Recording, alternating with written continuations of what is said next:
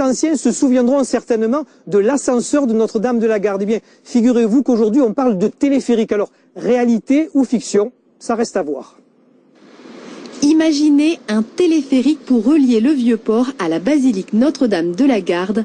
L'idée fait son chemin. Ça lèverait un peu du centre-ville toutes les voitures et tout, parce qu'avec tous ces travaux et tout, puis tous les changements de sens de circulation, oui, je pense que c'est bien. C'est une erreur, parce que dans un site aussi grandiose que celui-là, de mettre un truc pareil, c'est pas à sa place. Le père Boucher se souvient qu'un ascenseur permettait d'accéder à l'édifice religieux, un ouvrage qui a été démoli en 1967 pour cause de non-rentabilité.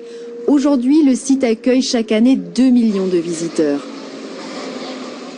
Tout ce qui facilitera une montée des personnes sans qu'ils aient obligatoirement de prendre des voitures de garée, de monter avec des cars, etc., c'est toujours intéressant de l'étudier.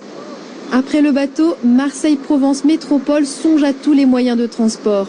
L'option téléphérique offre de sérieux atouts, moins de pollution et surtout un coût de réalisation au kilomètre 2 fois inférieur à celui d'un tramway. C'est plus économique, c'est aussi très pratique pour désenclaver des sites collinaires. Et on peut penser dans l'avenir à désenclaver aussi des quartiers de Marseille qui sont en colline par ce moyen de transport silencieux.